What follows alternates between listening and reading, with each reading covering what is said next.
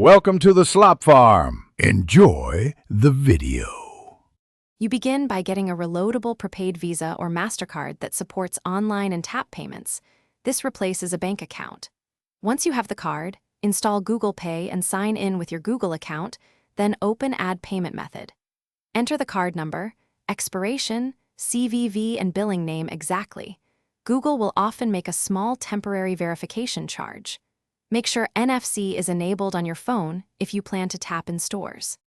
Once done entering card details, you need to verify the card so Google Pay accepts it for sending and tap payments.